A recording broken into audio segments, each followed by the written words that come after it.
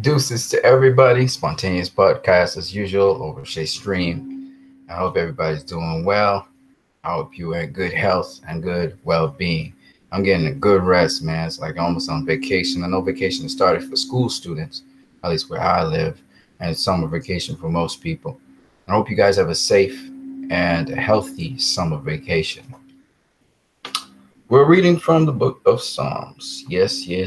We're reading from the book of Psalms. I read many different things, but I would like to share with you guys from Psalms 83 particularly, okay? Psalms 83 says, "Do not be silent, O God. Do not hold your peace. Do not be still, O Lord.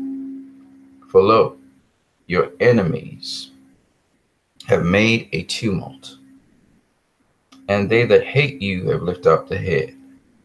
I want to stop right there. Basically, my advocation to each and every one of you guys is not to be silent on matters that have to do with goodness. All right? Don't be silent on it. Stand out. Sometimes you have to stand out like a sore thumb, but do what is necessary. All right? We're going to talk about the DCEU. Like I said, it's more than just the physical realism that we see.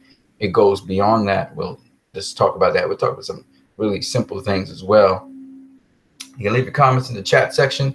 Feel free to leave your comments in the chat section. I've seen a lot of feedback from different people of you. Let me get straight into what the video is all about, all right? So, let me get where we need to be, which is here. I hope you guys can see this.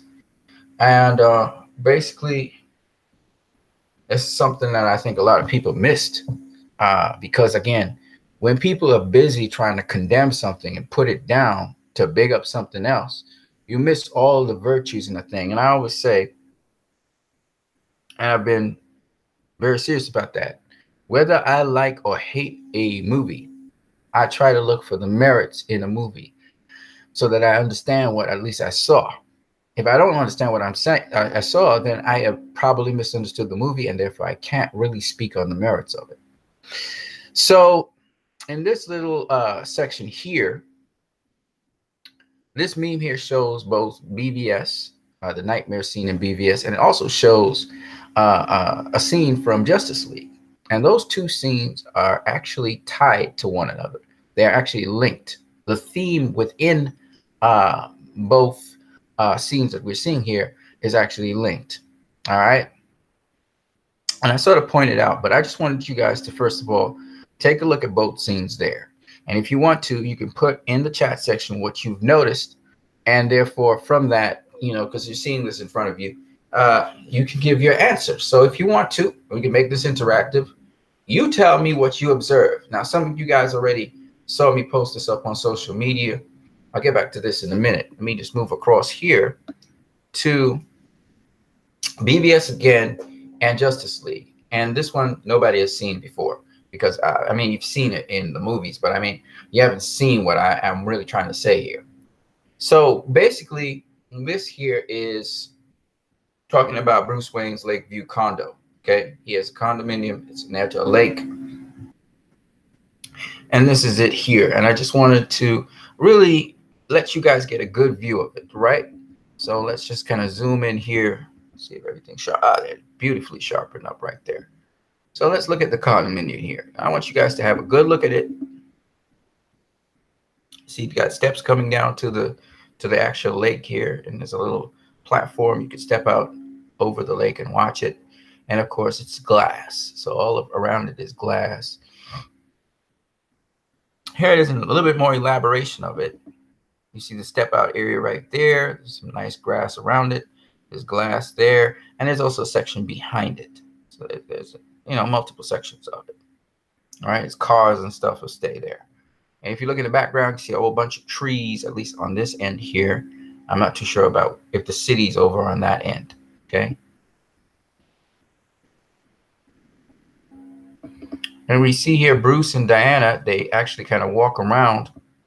And there's the condo in the background. It's kind of blurred out, but you can see again the sections of the condo there and the steps. Okay. I just wanted you guys to see that because I'm coming back to the question I asked you guys about concerning what do you actually see in this meme here. So I'll leave you guys to think about that. I'll leave this meme up here, and you can just put in the chat section what you think is the connection between Bruce's nightmare in BVS DOJ and the scene in Justice League with Bruce and Arthur Curry, or Batman and Aquaman. I'd like to hear what you guys have to say about that.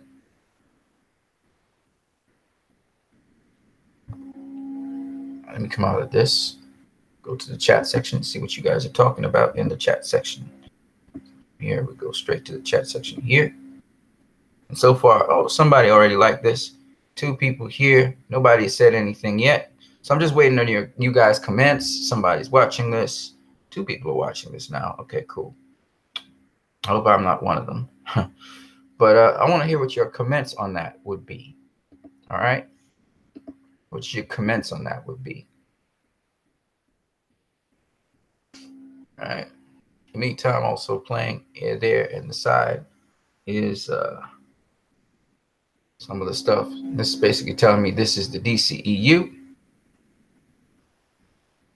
And you've seen some of the DCEU movies there. Wonder Woman, The Flash, Justice League, Batman v Superman, Man of Steel. All right. So I gave you guys enough time. Nobody's answering, so let me get to it because I don't want to waste time here. So I just showed you guys, first of all, Bruce Wayne's condo. I want you guys to have a good view of it, right? Have a good view of Bruce Wayne's condo. I want you to see exactly what it looked like. So you see it right there. All right. All right. So that's Bruce Wayne's condo. That's important because when you look at this scene in Bruce Wayne's nightmare scene, let me blow it up a bit. Nice and sharp there. That's good. Right. Let's look at Bruce Wayne's nightmare scene here. And if you look to the right here, if you look right here on this side right here, you're going to notice that this is Bruce Wayne's condo right here. It's literally his condo. They ain't got no more glass around it, but this is the condo right here. Can you see that? That's the front right there. And this is the other sections. You see the separation of sections. You see the condo going backwards there. I don't know if you guys can see it clearly. Let me zoom in a little bit more so you guys can see it a little bit clearer. You clearly can see there's a condo there. Which means that this area here that you're looking at, remember behind the condo was a whole set of trees. There's no trees there anymore. It's not bare anymore. And then a ways off to the condo was the city. So the city was facing the other end of the condo. Now, since we're kind of in line with the condo here, right, we're seeing pieces of the lake, and you can see pieces of the lake are carved out and stuff, but there ain't no lake anymore. The lake is all dried up. And as Bruce Wayne was looking down there, you see the set of trucks coming to the stop that they were going to go to. So the lake's completely dried up, and then off to the distance, we see Gotham. I believe this is a whole bunch of Gotham places, and the buildings are destroyed. Okay. Well, you're not able to see that in the shot, which we had before. All right. So I wanted to point that out for a reason. This place that Batman is coming out from, and he's keep on coming out of these underground places, is actually a place he's very familiar with. The place that he's coming out from is actually his own place. Okay. He's actually around his area. And Batman, you saw Wayne Manor in the background, and I should have told you he was near his home. So it tells me that Batman is actually, this is an apocalyptic period. He's actually near the lake right now. And the lake is dried up. And he's keeps on popping out from underground because obviously his condo is on top and on top of his actual establishment. His actual establishment is underground. So there are a number of places where you can come up from underground. And this is one of them. All right. And we've seen it in Justice League. We've seen it in Batman v Superman, where he comes up from underground. Even in the midst of the lake, the Batmobile could come up from underground and go into the lake and stuff like that. So why that's important is because, excuse me, why that's important to understand is because the statement that Bruce Wayne makes in Justice League to Aquaman has relevance.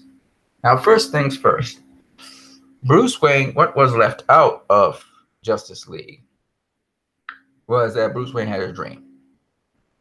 This was mentioned in the Heroes trailer where he said, I had a dream. It was the end of the world, right? I don't know if you guys can see this clear enough, so let me blow it up big enough so you can see that. So he says, I had a dream.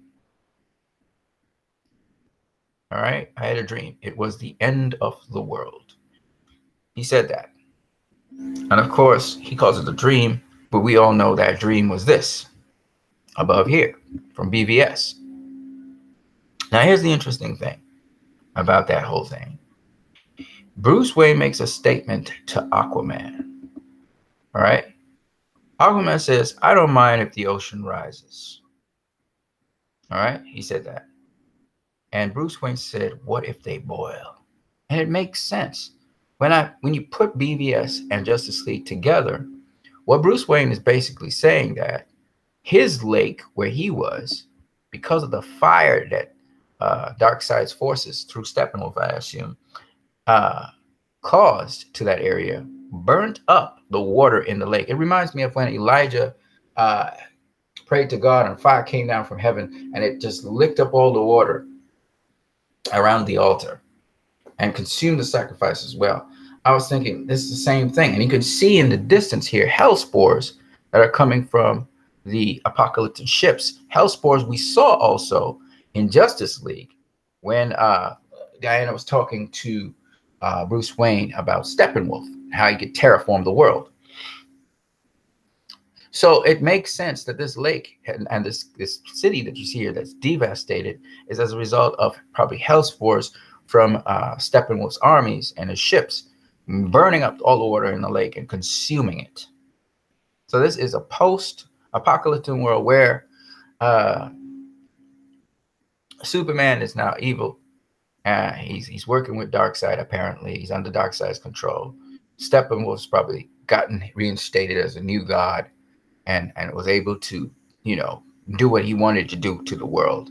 And as a result of that, we find that Batman, having seen all of this, he's trying to recruit the League because, of course, Flash in that apocalyptic sequence, again, it's very linked. He said, find us, Bruce. You had to find us. So here's Bruce busy trying to find the rest of the League.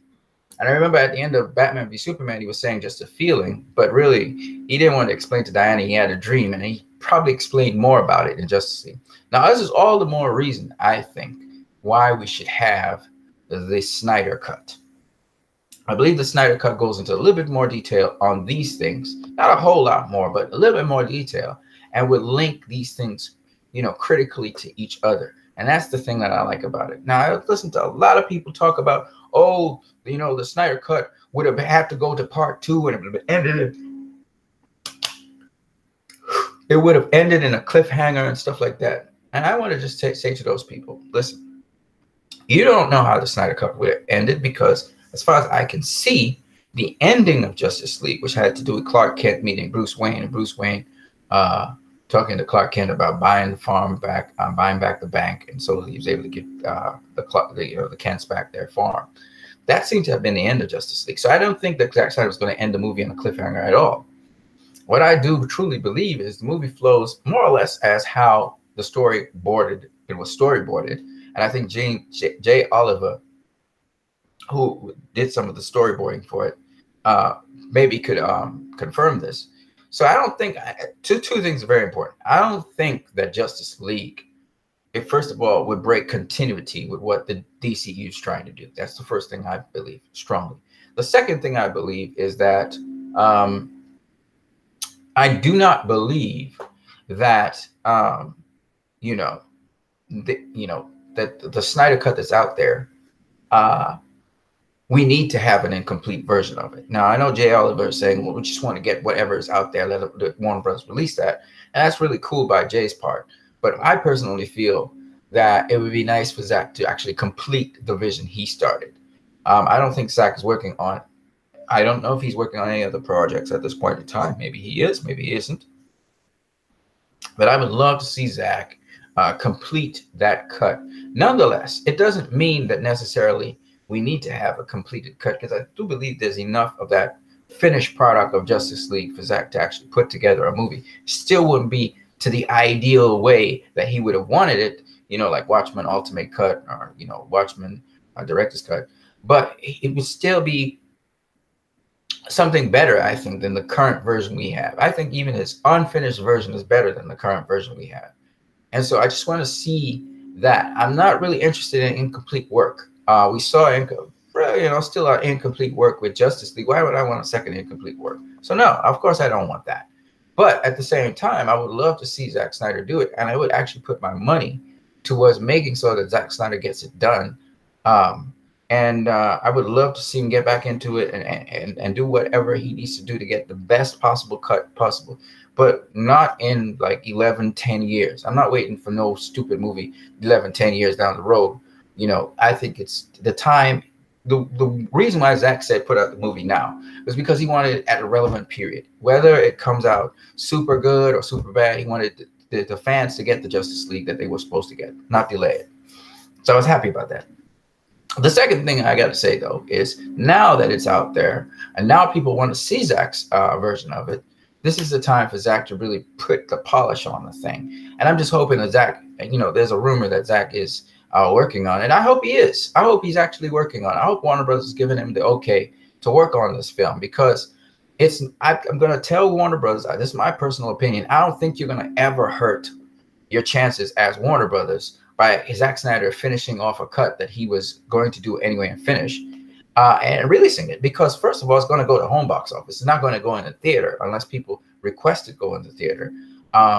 It's going to go to home box office. The people who actually want to see this cut, there are certain demographics, so they're going to be chasing after it anyway. Regardless of whether we see things that we didn't see in Justice League in there, which I'm sure there's a ton of stuff that we won't have seen, and we will be like, man, I wish that was in the Justice League movie. I don't care. The point is, I don't think Zack Snyder is going to be directing any other films for Warner Brothers for the next couple of years anyway. So it just makes sense. Just let him finish what he was doing. Same thing with David Ayer, but not so much David Ayer, because David Ayer's stuff, Suicide Squad, was since last year. No, 2016. Okay, that was a ways away. So that's not as relevant. That can take time, and they can put it out whenever they want to with that one.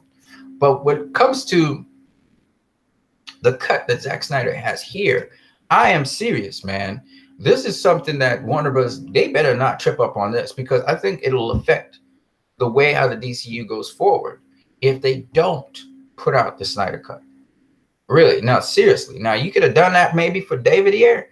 You know, we could have given it a blind because, you know, and clearly Warner Bros. Had their pause in David Ayer's film because we had post-credit scenes. We have not had DCU films with post-credit scenes when the director was firmly in charge of the movie. Patty Jenkins didn't have no post-credit scenes for Wonder Woman. Zack's 2 films that he had in the DCU didn't have no post-credit scenes. Okay? Justice League and Suicide Squad are 2 films where Warner Brothers meddled into the affairs of the directors, and the directors came out and said that. They literally said it. David Ayer was like, yeah, we had this scene where we're going to do this, and yeah, it didn't come in the movie. Okay? David Ayer and Zack Snyder's film have been tampered with. And I got to say it as it is. These executives decided they wanted to try and do what the MCU is doing, and they got their paws inside of the movie. You don't do that crazy stuff. You don't do it. And people forgave you for Suicide Squad, and I still think that the theatrical cut I saw is better than the extended cut. But then we learned that the extended cut is still not David Ayer's vision for the film. It wasn't his complete vision for the film. And so I had to be absolutely, you know, true to it, that David Ayer probably had some more graphic stuff inside of Suicide Squad. And Warner Brothers was like, whatever they did, they tested whatever. They said, no, dial it down. You compromised David Ayer's film. Why do you do that? We look at the film, what's it called? That was on Netflix. You guys should check that film out. Bright. Bright is dope as hell. And David Ayer did a great job with Bright because, again, he wasn't compromised in what he wanted to do with Bright. And Bright is a film that speaks on so many different issues, you know. So I think that they should have allowed David Ayer to do what he do and to put out that film that David Ayer had.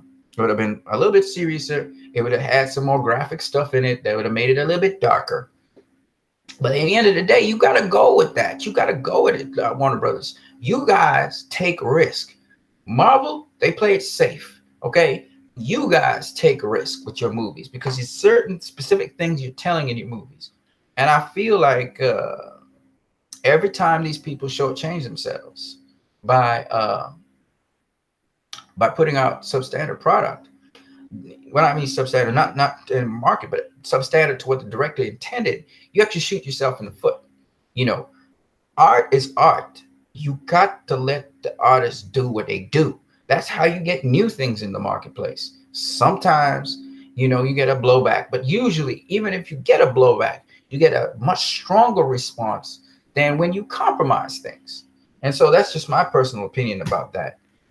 So anyway, I just wanted to show you guys that connection between the Justice League and Batman v Superman that a lot of people overlook because some people were just on a hating front about Justice League, and they just could not see the connections. And I heard people say some dumb shit like, you know, Justice League is not connected, you know, to the rest of the DCU like the other films. No, it is connected, and it's connected quite a lot. And it's still Zack Snyder's film to a high extent. Yes, Joss Whedon did some things in the film, but at the end of the day, how it was storyboarded, it had to still go according to the storyboard. They couldn't change the storyboard. So that's what I got to say about it. They may have done a variation on what the storyboard was going to be, but I'm sure that, again, to dial it back, to soften it up, to make it funny. And not necessarily to make it funny because it was funny already, but generally just to, you know, dial it up, soften it up a bit. Now, I personally, as I told you guys, and I will not rescind from it, I love Justice League for what it is. Okay, I love it for the fact that it is this separate entity in the DCEU that is special. It combines the best that Marvel has to offer with the best that DC has to offer. And clearly, obviously, you know, there is a difference in quality based on what a Marvel director might bring to the table, a DC director might bring to the table. Now, we got some directors who are going to be directing the Flash film. And then they directed, you know, Spider-Man Homecoming, which I was not very much impressed by. I thought it was a good film when I saw it, but I'm not going to watch it again. And The Flash is a character that is multifaceted, multi-layered. And the way how they were approaching The Flash through Zack Snyder stuff and the way Ezra Miller was approaching The Flash was a whole different spin on things. And I think, again, the demographics, like people like myself, if you're going to delve into a Flash movie, you better not fantasize that Flash movie, okay? We already saw the CW Flash. We don't need another CW Flash. You know what I'm saying? This is the thing that these guys don't get. These guys don't understand. We don't want the MCU in the DCEU. We don't want the CW in the DCU. We want the DCU to be the DCU. That's why we love the DCU. It's totally different. It's a totally different way of approaching things, and we like that. Now, if the media, if Hollywood and all these jackasses want to say what they want to say, that's up to them. But at the end of the day, the people who pay your bills, Warner Brothers, the people who buy your movies, they're saying they actually like it. So if you don't listen to those demographics and you think you're going to expand your base by just kind of saying flip y'all and move off to try and get favor with the people out there, you're going to crash and burn. You're not going to survive, right? There is a reason the DCU has its certain degree of success. It's because there are people who do not like and do not want the MCU. There are people who do not like and want the CW. Okay? Because they don't like how those movies approach things. So if you're trying to make the DCEU more like those movies and you think you're going to tap into the demographic, you're going to find yourself at a rude awakening, AT&T and WB. All right? The DCEU is its own entity. If you want to go and do your streaming thing and have another universe on that, fine. But just remember that the DCEU is built, Zack Snyder built it on a certain degree of realism, and a lot more realism than all those other movies, except for like movies like Split and Unbreakable. It looks like Spawn is going to be interesting as well, and Glass. Okay, those movies are also built in realism. It's such to the point that the supernatural, sometimes you question yourself, is that supernatural? Is that real? And they build up to that. There are, of course, small budget films which are a lot smaller steps, smaller sets, scaled down and stuff, right? The DCU is much larger. It's a big universe, and then it's epic because we have these super powered beings, okay? but yet there's the credibility and the realism behind it. So that even though you know this is a well-known character like Superman, or a well-known character like Wonder Woman, or a well-known character like Batman, it's grounded in a realism where you actually believe these worlds exist. All right. And again, the level of CGI and all these things, you have to understand all of this is CGI. This is not a real world you're looking at here. But this shit looks so real and almost like a painting also at the same time. And that's the incredible thing about these movies. And so the DCU is on another level, okay? But look at the difference in quality here. Look at the difference in quality. And again, this is Whedon's work here, and you can tell it's shoddy. And this, however, is more, I don't know if that's Whedon's work, because this is a literal background. We can tell there's a literal background. This one, we know it's a screen behind this dude. And that's the difference. The MCU, I don't like the MCU. I'll be honest with you guys. I don't really like the MCU. Some people say they can like the MCU and the DCU because they like comic book movies, but I'm not that. I'm not into comic book movies. I told you, when the MCU was playing and stuff, I wasn't interested in comic book movies. I get turned off. The last comic book movie I saw was X-Men. All right, and that was that. I wasn't interested in comic book movies. So it was Zack Snyder's Man of Steel that got me back interested in comic book movies. You got to understand what I'm saying. There's a demographic out there that doesn't give a damn about comic book movies. For them, it's a joke. It's like a joke. It's for kids and stuff. It's a waste of time for them. You see what I'm saying? Now, you make it worth my while, I'll watch it. Okay? You have to understand that's what I'm talking about. So, and that's what the DCU is tapped into. It's mostly tapped into those kinds of people who they don't like to waste their time. You know, then there are the people who go Comic-Con and all that stuff. Yeah, you got those people too, right? They've always grown up on comic books and stuff. You got those people too, and they go and watch comic book movies. But you got to understand, those people go Comic-Con and all those things and got interested in that kind of stuff and so on. Not all of them, quite frankly, not all of them are, how should I put this? Not all of them are appreciative of the DCEU. They're not really appreciative of it. And so that's what the DCEU and Batman v Superman got people out of their seats who would not normally have watched a comic book movie. Now, some of them said it was a bunch of crap, and some of them said, oh, we enjoyed it. All right. It's a different kind of movie. And my point being this: when you see these kinds of movies, they're about not just appealing to your lust for action and stuff. You know, I'm going to talk about that another time. But anyway, this is about realism, as I said before, this video. And I've kind of gone on a little too long already. So here we go. This is what we are dealing with here. We're dealing with the fact that Batman in his dream noticed that the heat from this invasion would actually vaporize the waters. And it's interesting that there's a scripture that comes to my mind that the elements will burn with fervent heat, as Peter said in 1st or 2nd Peter. And it's sort of like that's biblical in its reference as well. So it's just all these things, and, you know, earth becoming hell and all that stuff that I thought was very interesting. And I don't know how many of you guys are religious like that, but that for me was very interesting as well. Always the spiritual element that Zack Snyder has in his films, as William Ruffin would say. So moving on to realism in these movies. And you know, there's just so many times I can give you so many illustrations of where people from our world are actually seen in these movies. And one of them is the announcers for ESPN. And these announcers also announce college football, Tom Luginbill and Dave Pasch. And what's interesting about these two announcers that we saw in Batman v Superman when they were watching Gotham play Metropolis, which are two fictitious teams, by the way, Gotham City University and Metropolis City University, they don't exist, okay? But the fact that we see these real announcers and they're calling players by name, you know, they're calling the game as it is very interesting. It's very interesting because these two people, Tom Luginbill, he's been actually a college coach for a good long time, and he also played in college football. There's a lot of experience. You can see him here right on ESPN right here. This is him down below here. Talking about it. And here's Dave Pasch, and he's actually commenting for the Cardinals in this one. He's actually doing a commentary on the Cardinals here, and for the Cardinal team, Cardinal football. So that's also very interesting. And these are the two guys that were seen in the movie. But it's not just that they were seen, it's the way how they're discussing the plays that are going down. And I found this also very interesting. So, you know, even though we are in a fake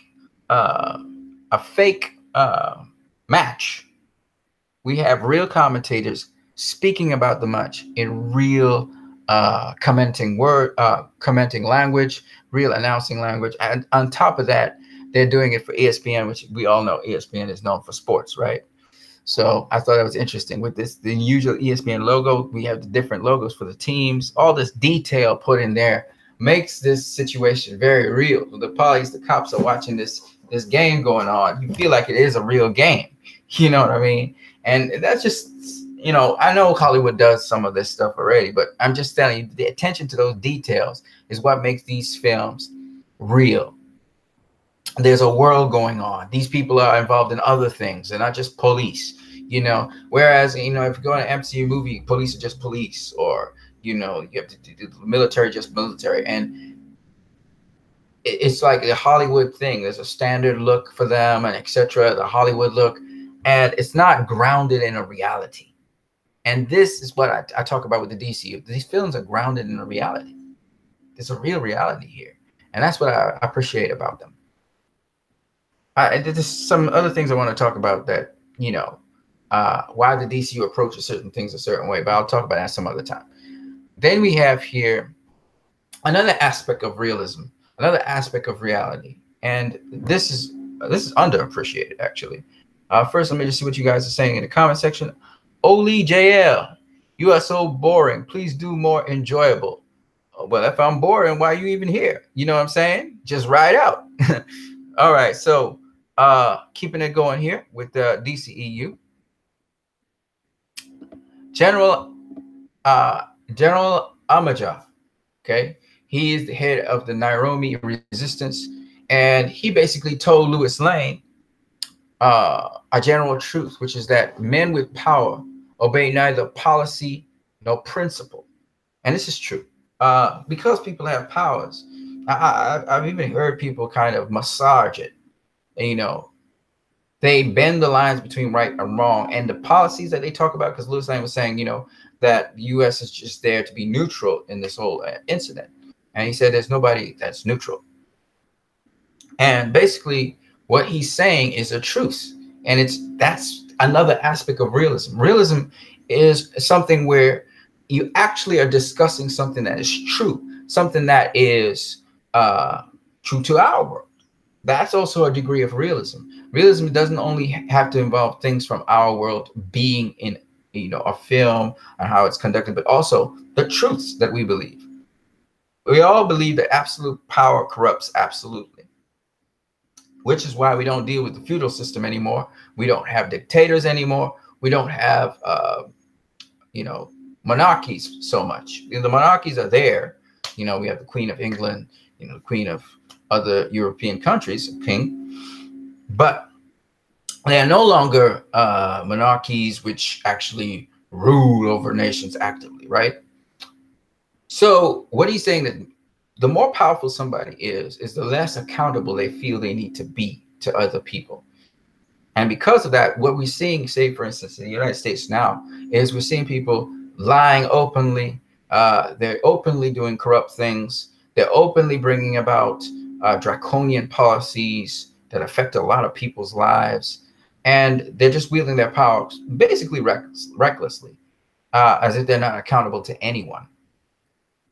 And in Batman v Superman, Senator Finch feels that way about Superman. And so she says, we act by the consent of the governed, sir. And she said that because he has a lot of powers, but yet he's going in. She talked about, you know, shadow interventions are not tolerated here. That is, he just goes into a country and he helps people, he saves them, and he does it on his terms. I remember at the end of Man of Steel, he was speaking about that to General Swanwick. He said, you know, I'm here to help, but it's going to be on my terms. And you're going to have to convince Washington of that. Well, apparently he didn't convince Washington of that because there's all these rumors that were circulating about him, of course, started by Lex Luthor and then validated through different witnesses. And so what Senator Finch wanted to do was say, hey, you can't be a wild maverick like that. You have to be, you have to act by the consent of the governed, and we are the governed here, and you have to act under us. Okay, what we tell you to do, you should do. Now that's a scary thought as well, because they're asking Superman, and this is a great question, and this is a question that appeals to not just Superman fans, but to all of us. How far do we go in terms of honoring governance? Because she's saying that the governed have to agree to you doing something. Now, we all live in countries, but there are principles behind certain things. For example, and that's why we have civil disobedience sometimes. A government may say, in just a number of years back, the government was saying worldwide that,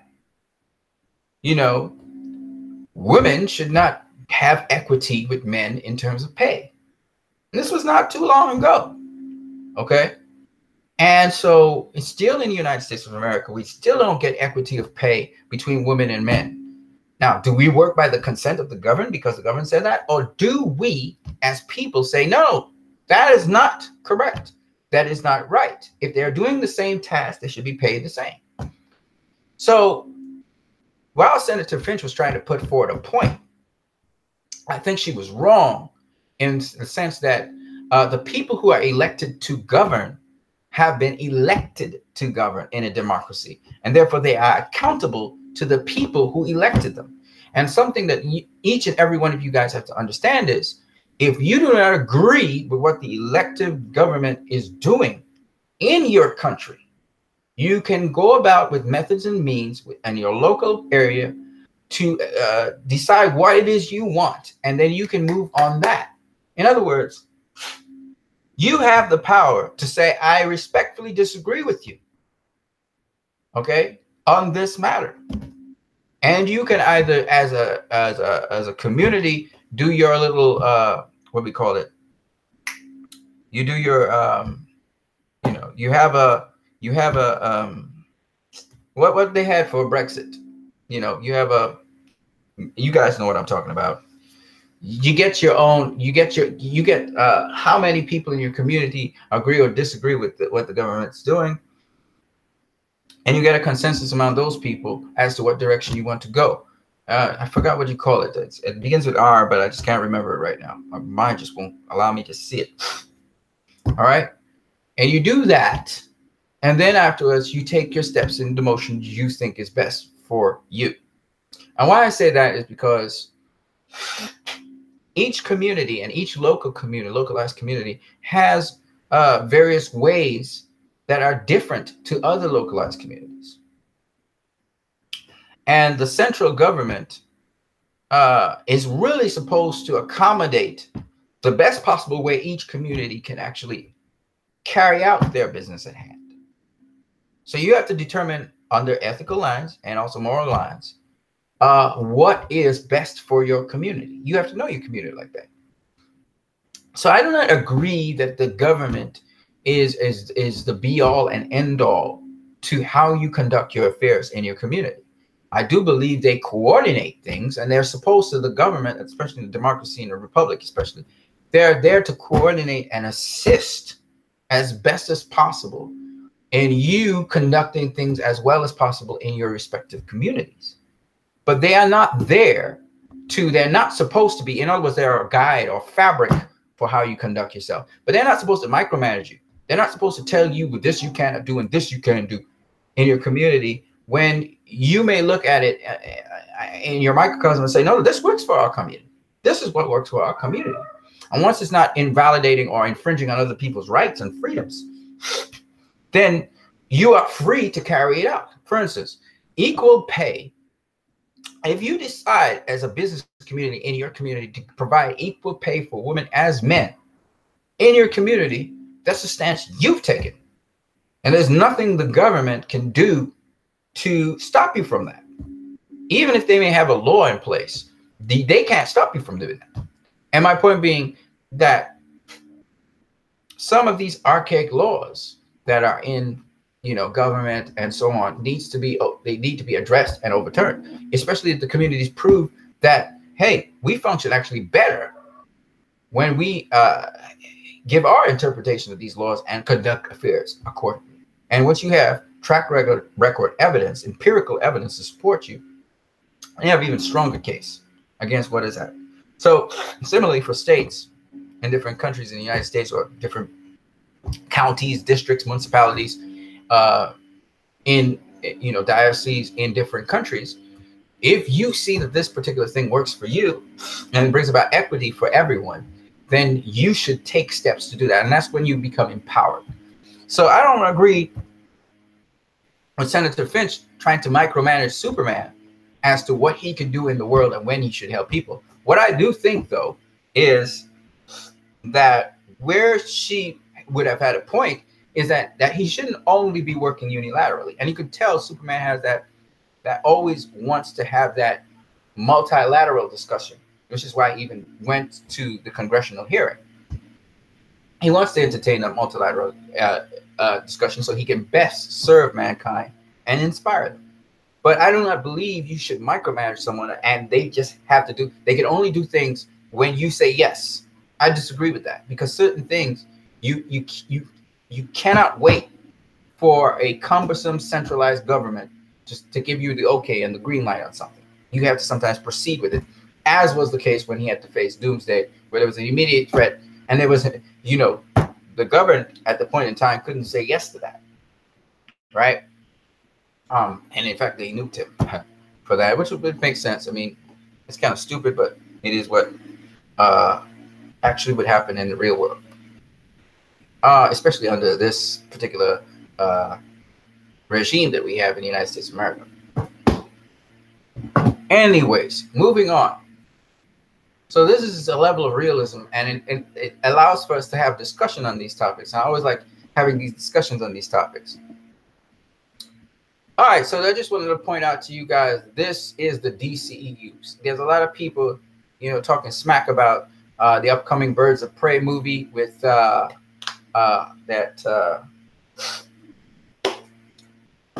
just drew a blank, but the Margot Robbie is talking about, and she's excited about.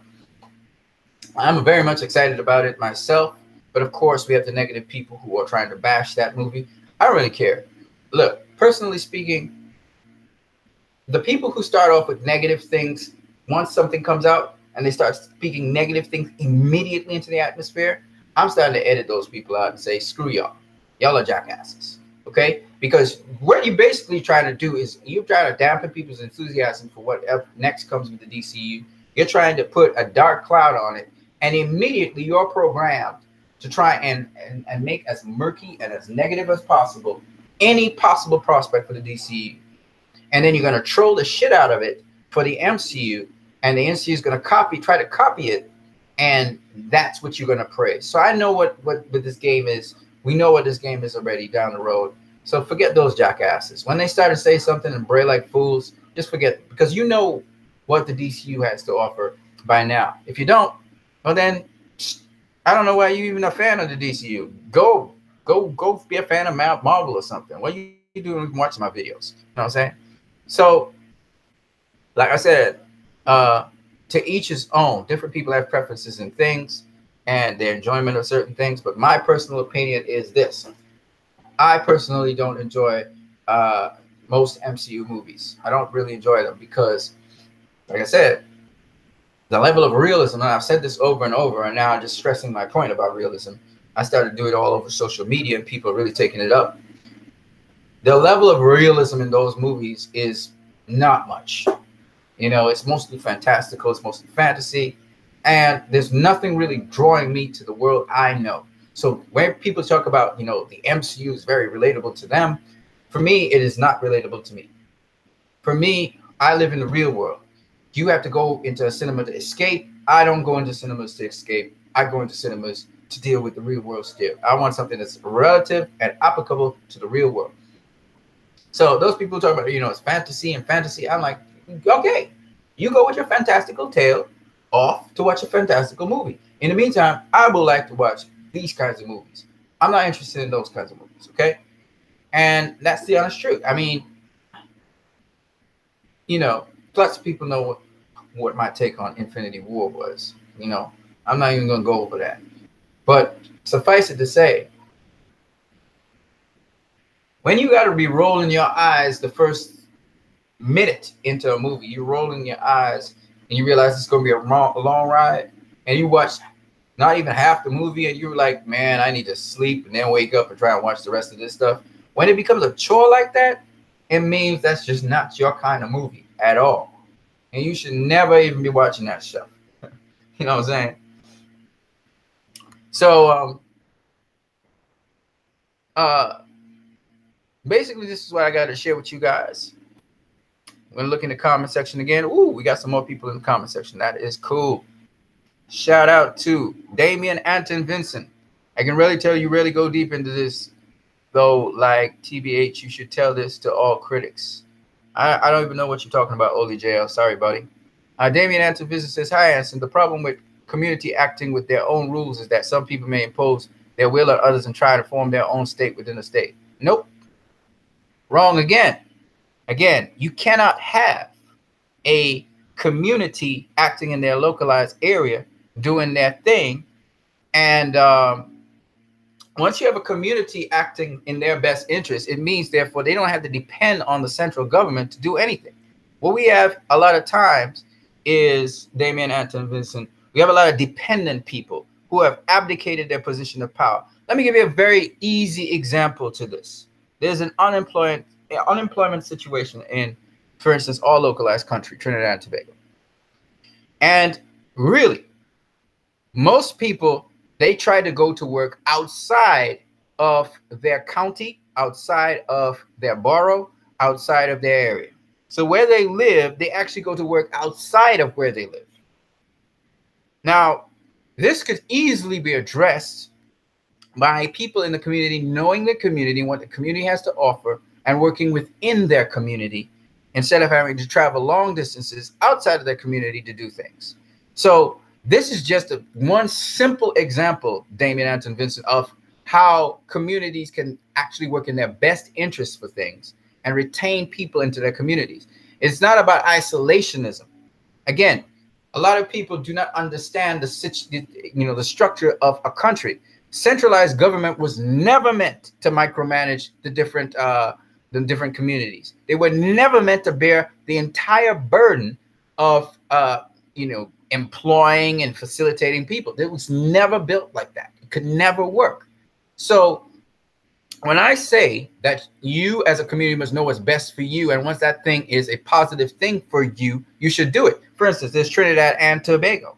Tobago would love to be its own state, of course, but they are dependent on Trinidad. But Tobago has its own culture. It has its own way of dealing with its people. So therefore, even though it doesn't want to be dependent on the centralized government for funding and all these things, it's stupid.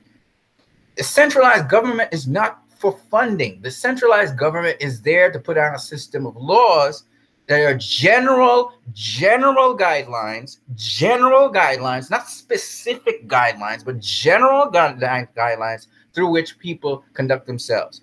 And there are limits placed on those guidelines. For instance, you're not going to go and murder people. You're not going to go and steal from people. These are antisocial things, and therefore these guidelines are important. You put down rules and regulations when you realize that the state of drunkenness in our country is out of hand and people are dying tremendously on the roads because of accidents, because of drunk driving. Then you have to beef up your legislature for that. Again, it is a guideline. There's a limit. It's not don't drink. They don't micromanage to say don't drink any alcohol. No, they're saying there's a limit to which you must have intoxication in your body as you're driving along the road. Okay, and the people who implement that policy or who basically execute that policy are the police. But then you have localized police, and then you have the police who man the freeways. So you have to look at the difference between the police who are manning inter-county, inter-province areas, and then you have to look at the police in the localized area. A police in a localized area might see you, you're going right there to your house next door. They know you very well, okay? And you know, they're running a test or whatever, and they say, you know, you pass on the breathalyzer test, and they let you go home. The reason is, yes, the law says if you have over a certain amount of alcohol level and you're driving a car, you know, you could be a danger to the road. But if you're driving not on a main road and you're driving home at a certain time and you have somebody there with you and you have a certain level, maybe slightly over the level or whatever the limit, they're not going to give you a ticket for that. You understand what I'm saying? So there's a difference between people you know and in a localized environment and then the general law. So the local police who know the different people in their area, and again, localized communities are very important. They're the fabric of what makes a country. All right, that you cannot have a localized community that excommunicates itself from the entire country, because that would be stupid. So it's not, we're not talking about people, you know, in a given province or area excommunicating themselves. That's stupid, right? You still depend on other communities, but now you being your own community with your own culture and your own ethics, not necessarily ethics, but your own culture, right? You would do things very slightly different to another person in another community. You see what I'm saying? But you, of course, will work together with the other communities. But again, the thing that people do is they abdicate their position of power and their proactive nature. What I'm doing right now online, for example, is I am talking about things and I'm being very vocal about things. Okay. And there are a lot of people who are not. They're not willing to do that. They're afraid. They will risk wanting to do those things because they want to stay in the shadows, which is I actually put out a video where the DCEU advocates coming out of the shadows. If you watch at almost every single DCEU film, the people who come out the shadows, I'm talking not just about the main protagonist heroes, but also the associated people accompanying them. For instance, we even have villains who come out the shadows. For example, when Deadshot was saying that he wants to live a life outside of the shadows, you know, in Suicide Squad. I don't know if you guys paid attention to that. That's where, again, you're coming out of the shadows. You have to make yourself vocal, not just on Twitter, not just on Facebook, not just on social media, but also be vocal, come out the shadows, let people see your face. Yes, you look like you're a target, but just imagine if a sizable chunk of people, we're talking about the world has about 7 billion people, maybe 8 billion people now, right? Imagine tomorrow, 5 billion people of those 7 billion people, 5 billion people of those 7 billion people become vocal on one particular issue. You can't target 5 billion people. You can't do that. The numbers are just too much. And my point being, that's the thing. You have to start the ball rolling. You have to bring up the discussion, and then you have to be passionate about what you believe and be vocal, be proactive, get yourself involved in being a part of the community you are in. I always advocate for people to start off with your localized area. You start with your neighbors, you start with your friends, you start with the people you know, build some community there, and then build outward from that and build into your neighborhoods, and then from your neighborhoods to your town, and from your town to your county or your village or your whatever your municipality is, right? The point is, you're not trying to be popular. The point is you're trying to bring people together so people will dialogue with one another and find solutions to problems instead of just bemoaning problems and then turning to the government or turning to some like the church or the government or the education system. No, you guys make up the education system. No, the government's not the centralized people who you've appointed to sort of create rules and regulations. No, you are the government. Why is it people don't understand this? You have more power than just voting. You literally can make a difference in the localized community you're in.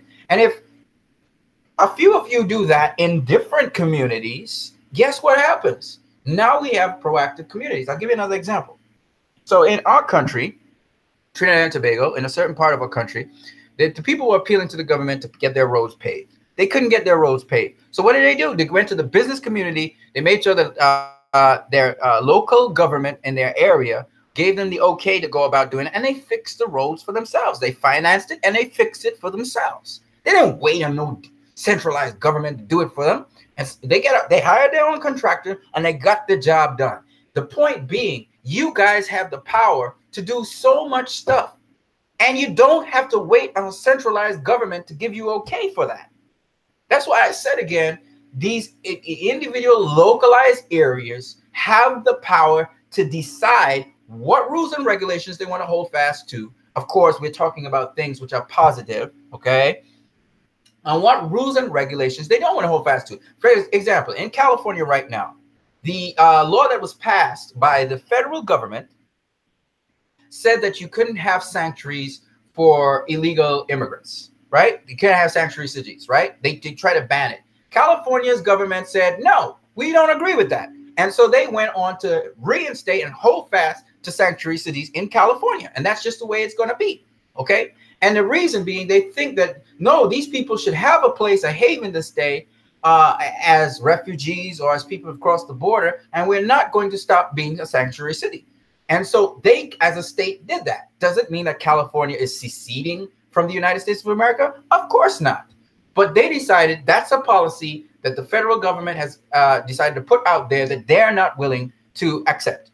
When Barack Obama came out with what we call the healthcare, the universal healthcare, the program they came out with, certain states rejected it and decided they're not passing that law in their states. They had the right to do it. They had the freedom to do it. They decided they were doing it, and they went about doing it, okay? And the point is, it doesn't mean that they're trying to separate themselves from the country and they're saying, screw the government. That's not what they're saying. But at the same time, they know their state. They know what is best for them, or at least they should know, right? So you have to understand that a centralized law doesn't necessarily apply to every single community in there. Different communities need different things. So there are certain things which are not necessarily there because the community already have put in place other things that kind of already allow their community to operate quite well. So they don't need that law in place. So you have to understand that with centralized government, it's not micromanaging. You're in a centralized government to sort of give a canvas for other communities to be able to prosper and do well under. That's what I'm trying to explain to you. So it's not you're trying to secede or you're trying to break away. That's not the idea. But the idea is you are a part of if you're a true patriot, you're a part of the country you're in. You're part of that, and you really want to build it. You really want to shape it. You really want to put out a positive impact. And the best way to start that off is in your localized area, okay? And then from there, you can move on to wider and wider areas. And once you can shape your localized area, that has a big impact because it can have a ripple effect where other localized areas pay attention to that and say, oh, okay, seems as though we have the same kind of needs like they, and it seems that we have about the same kind of culture as they do. So maybe we should do this, what they're doing. And that's the point behind it. A centralized government, what they're trying to do is basically give you a canvas on which to build. And that's what a lot of people don't understand. In a democracy, in a republic with representation, the people who are elected cannot do it alone. The culture of a country is not changed by the elected officials who are there. It's changed by people like you and me. We are the ones to change the culture on the ground. That's why we are the ones who elect or elected officials. We do it, not them. They don't just come into power and say, I elect myself and here I am. No, we have the power to elect whoever we want. We have the power to decide what kind of cultural tone we want for our country. And so that's what the difference with a democracy versus, say, a feudal system or a dictatorship, where it comes from the top down and you have to do everything and they micromanage you and they decide what you will do, when you do it, where you do it. And that's why I think Senator Finch, in her statement to Superman, she was actually coming more from I thought, a dictatorial perspective, where the consent of the governed. Yes, you need to have a consent of the governed, but in good things, the government must understand the circumstance behind certain things. I understand that the government feels like they need to rope in the power of Superman. We don't know if we can control this guy. But guess what? That's how governments feel about each and every individual who starts to do things where they see this power in this thing and they don't know how to tap it, control it, or anything. And so they start to panic, and governments will put people in prison. I remember Stokely Carmichael. He couldn't come back to Trinidad with the Black Power movement because they were afraid of what he would do and if he would overthrow the government. You know, these kinds of things where you've seen it before. That's why I told you these movies are so realistic. where people actually end up being, ostracized because they're doing something that other people don't understand where this ends. Where's the end game here? And they're afraid and they panic, just like how you just panicked about me proposing localized areas be more in control and more empowered, and not necessarily going with what the centralized government suggests for them. And again, you have to understand, a democracy is an open dialogue. So there's constantly supposed to be an open dialogue between the central government and each local municipality. That's what's really supposed to be happening. And the representatives for each municipality, hence we have different representatives of different constituencies in each country, they're supposed to be the ones involved in that dialogue, representing the people of their constituencies. Do you understand what I'm saying? You're not supposed to be playing political games in Parliament or in the Senate or in Congress. That's not what you're representing. A certain set of people, and you're supposed to know what the pulse on them is, what their views are, what they reflect. That's why we have representation with an elected official elected. You drive the discussion, not them. Not them with their political agendas. You're supposed to drive the discussion. And they're supposed to be on the ground listening to you all the time. That's what's supposed to really happen. You understand? Your local counselor, your local congressman, your local governor, your local sheriff, policeman, etc. There's supposed to be a constant dialogue between people, you who elected them, who gave them a certain degree of responsibility and power to do certain things on your behalf. It's not the other way around. You don't serve the government. The government serves you. And people got this thing back for fronted all the time. You have the power. But a lot of people don't understand these basic principles. And the DCEU does a pretty good job of beginning to explain that to people. You see what I'm saying? And it's so much that, so it's about how the government can best serve you. It's not how best you can serve the government. You serve the country. You are part of the government of the country. Everything you do, it leads to a certain level of governance for someone. So at the end of the day, it's not a discussion. There are elected officials who are responsible for certain tasks. They have been elected for certain tasks at hand. They're supposed to manage certain things and etc. But you are actually the incentive. You are the person who drives these things into motion and decides which direction to go. If you decide tomorrow, I'm not going to vote for this party. I'm not going to vote for that party. I'm going to vote for some independent party somewhere and give them power and see what they do. If the majority of people did that in a country, guess what? It would happen. Okay, because you drive everything. Okay, and what politicians try to do is they try to trick you sometimes into saying nice things about this is what they will do, and this is what they will do, and this is what they do, and this is my plan, and this is what we do. But one of the things you have to look at is the track record of these elected officials. When they say this is what we'll do, you say, well, what's your track record for that? Have you done that before? And if they can show that they've done it before, then you can trust them, right?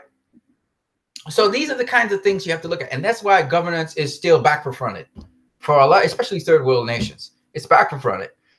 Someone should have a track record showing that the policies that they are implementing, they have done on a local scale, they've done on say a county or a provincial scale, and then they've done on a bigger scale somewhere else. They should have a track record to show that.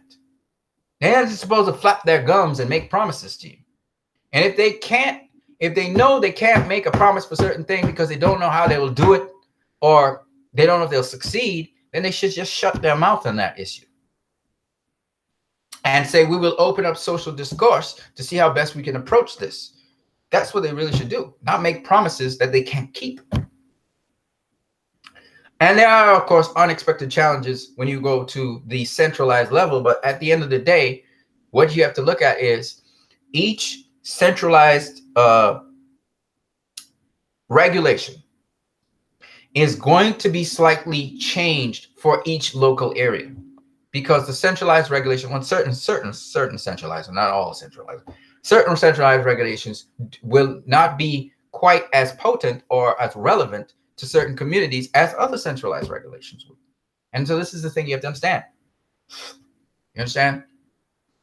But what we find is that a lot of people who get into power, what do we know? Absolute power corrupts absolutely. And like Amajala said, he said, we see this, he says that men with power obey neither policy nor principle. So a lot of these people, they get the power and then they use it for their own benefit. They manipulate it for their own means. And they start cutting corners and they're doing all these crooked things. So if you delegated the power to these people and they're not using the power correctly, then you have to take back the power and you have to do it yourself on a local scale. Got it? Damian Anton Vincent said, example, a certain spiritual leader wanted to promote underage child marriage. Again, Damian Anton Vincent, is that a good thing or is that a bad thing? That's what the community has to decide.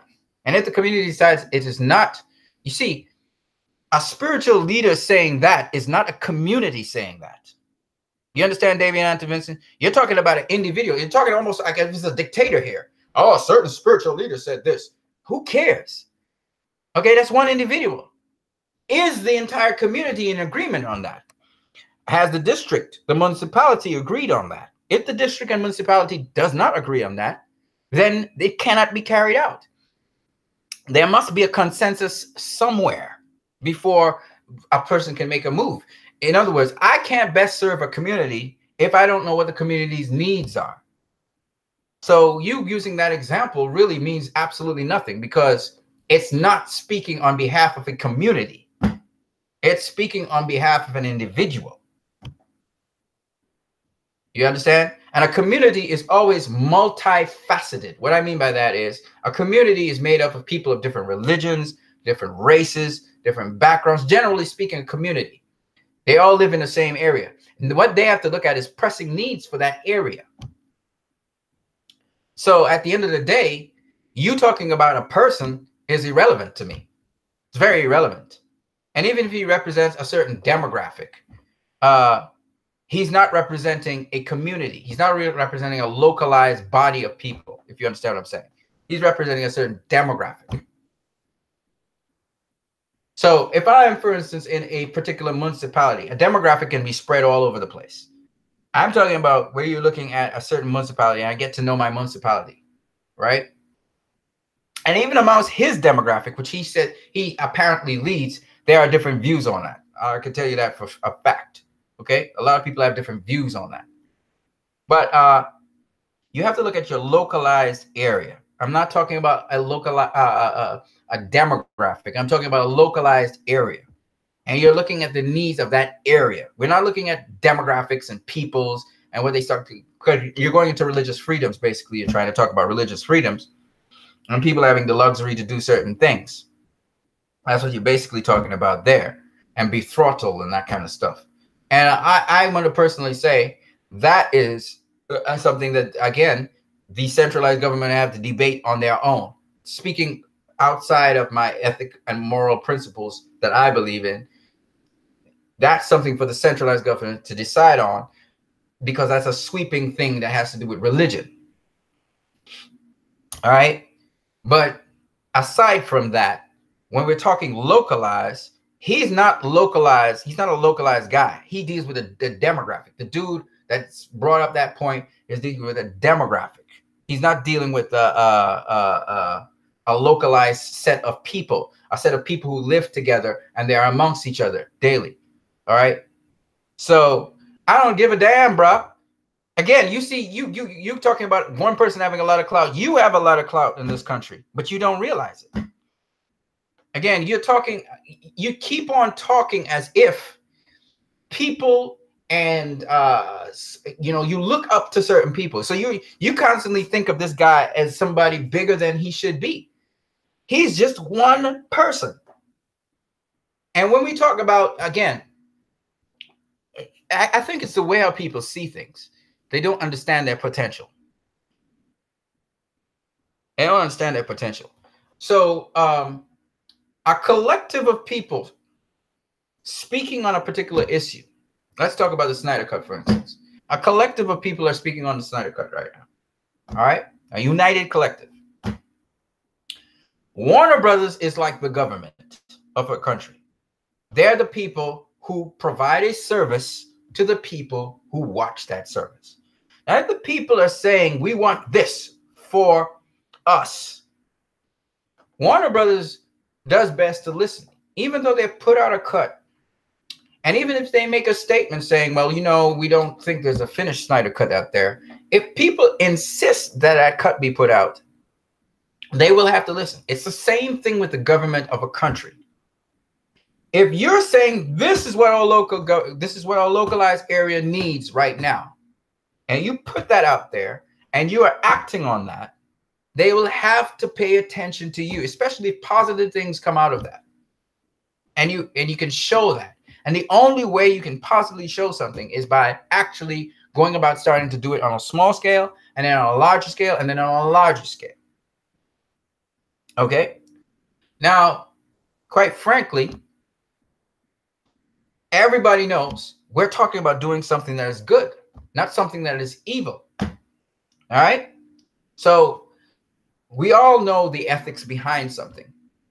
And like I was saying, with Superman, he's going about doing things which are good.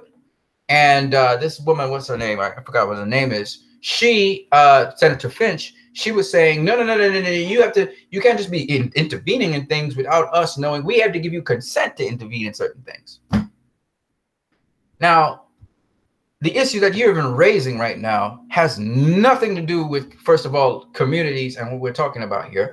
And the second thing is your policy, the policy that you're talking about, which is underage people getting married to older men. I think it's young girls getting married to older men. We already know that's not a good thing in and of itself. We already know that that is a form of pedophilia. And the reason why, because these underage girls, first of all, are not fully developed. So we already have studies that say that it's a negative thing. So we're never talking about things which are negative or negatively impact people. We are talking about things, again, which are constructive. And each individual, and again, like insurance policies, like we just talked about, where you go ahead and decide, okay, we're going to put up our own sanitation policies, okay? And we will get an okay passed by our local government, and we get sanitation policies. Or like where the individual states, they decided to have asylum for immigrants, where they have sanctuary cities. Or we're talking about issues such as some states say, okay, we have legislated that the use of medical marijuana, not the one you smoke, but the one that you may use in oils, or you may use in, boil, and you use as a drink, medical marijuana. We want to just make sure that that is allowed in our given place. So you have to have the correct licensing or whatever, but in our localized areas, we're going to use it. You know, these are the kinds of things we're talking about, where there's not negative implications. It's still regulated, but the individual localized areas decided, no, this is a stand we take on this. And we've seen it in the States, the United States of America. We've seen it in other countries, European countries, and some even Asian countries, where they have decided, the individual districts decided, this is what we want as our policy. And it's not a negative thing. All right. So, and like I said, if you are, like, for instance, you know the law enforcement in your area, and yes, you may have used a little bit too much alcohol, and you're driving home, but it's a very short distance, and you get intercepted by them, and you're very close to your home, and they realize you're about to reach home. They may not give you a ticket for it, or they may not charge you for that, because that's your localized area. They know you. They know what you do, your policies, etc. They know you as a person. So that's why I'm saying, at a localized level, a lot more can be done than, say, on a grand scale. And sometimes the grand scale, or the legislature on the grand scale, when people consider it and they look at the big laws out there and the sweeping law, they can either accept it or reject it based, again, on whether they're going to be doing a good or an evil. Medical marijuana is not bad. Sanitation is not bad. And if individual municipalities decide to have their own plan on how they do sanitation, taking it upon themselves in their business communities, instead of having the localized, sanitation services do it, And they work in conjunction with the localized sanitation. Again, these are things you could take as an initiative. You don't have to wait on the localized sanitation system. If it's not doing a great job, you hire people to do the sanitation for you. You can as a community. And so these are the things I'm talking about. Damien says, I do not, this person is racist. I'm definitely in support. Again, man, you just locked up on people, bro. You're going down this spiral again on people, and I'm talking about principles. I'm talking about bigger things than just one person or one individual. And again, once again, you don't even have a point with that individual, because as far as I'm concerned, once again, this has nothing to do with that guy. First of all, is wrong on so many different levels. It's not funny, and it has nothing to do with localized governance and conducting your affairs in a localized area to your localized needs. It has nothing to do with that. So yeah. So once again, I just wanted to wish you guys a good one. It's been fun talking with you guys, man. It's been fun talking with you guys on this social media site. But I want to just say that, we can take more time to, as I said before, look at being empowered in the various areas that we are in. Because I'll tell you this. Each and every one of you, including myself, you have a lot more power and potential in you than you're utilizing. You're underutilizing your potential. All right? All of us. And the DCU, what I like about it is it's encouraging you to utilize that potential within you. And that's what the message in the DCU is about, coming out of the shadows. Repeatedly, you hear that theme, coming out of the shadows, or the shadows all the time. And you have to come out of the shadows. You have to come out of your anonymity. You have to come out of that. And you have to be able to step into the light and step up to what you can contribute to wherever place you are in. And look for solutions. Don't look for problems.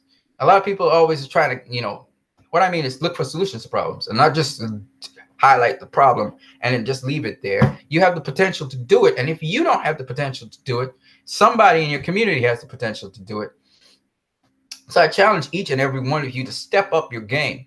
Step up your game and step into the light. Don't be afraid to show your face on a world stage, on a localized stage, on any stage. Show your face and say your piece. Don't go silently into the night. The one thing I liked about when I was talking about Justice League, and I adamantly was talking about Justice League online while other people were trying to tear it down, is it built character. And I stay consistent to what I said about Justice League. That this movie got hurt more at the box office because of fans tearing it down. Supposed fans. They're not fans, obviously. They weren't fans of the film. But people tearing it down instead of trying to find ways to build and to look at the situation that was the case for Justice League, and still, in spite of all of that, understand the situation and therefore support the movie because of that. It's not asking for blind allegiance. It was asking people to open their minds to not be biased, not be hateful, open their minds to what they were seeing. And then after that movie had run its course, to be able to critically assess and give data back to Warner Bros. So they would understand specifically what people who really support these films, what they're really about. Now, even when people withdrew their support from the film, which I didn't really have too much of a problem for. If you didn't like the film, you watch it once and that's it. The thing I didn't like was the vitriol that came down, which I found was somewhat unnecessary. Yes, I was angry too at certain points in time, especially after the deleted scene with Superman. The 2 deleted scenes with Superman came out. I was also very annoyed. I was very angry because there are certain things that annoyed me in the movie, and I've highlighted them now at length.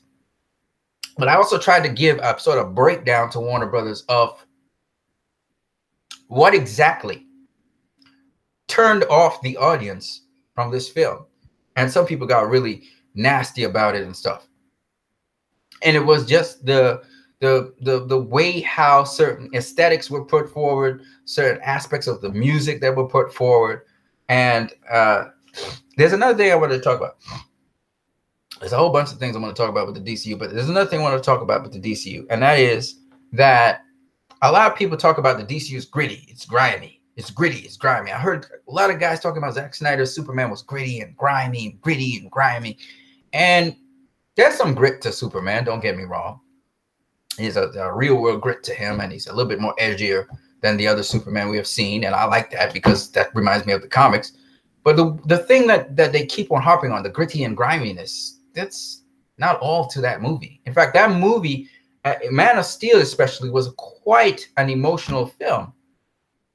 Very delicate, very simplistic in some respects, very pure.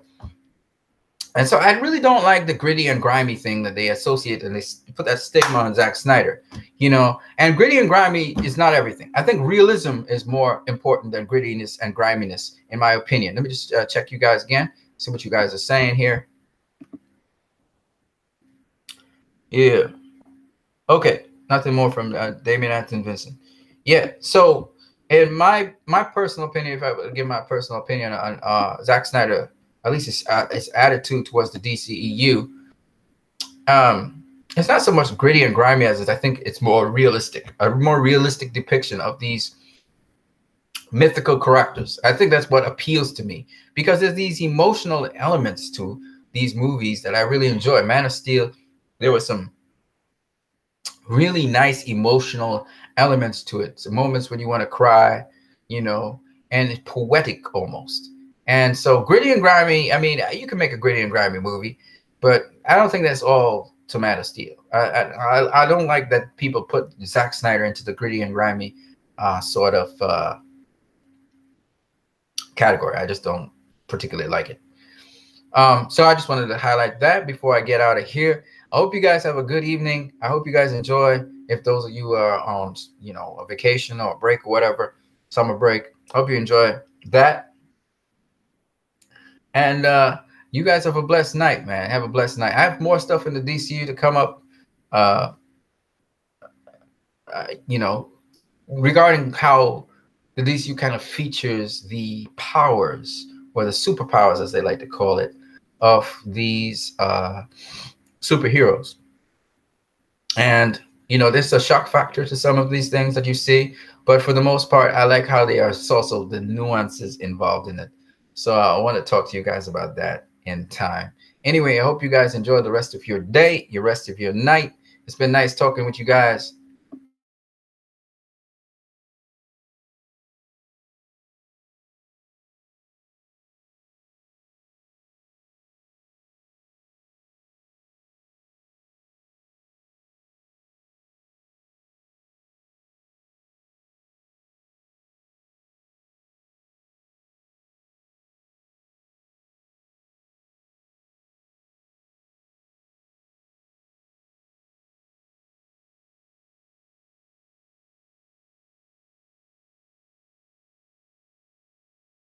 Yeah, we're still on.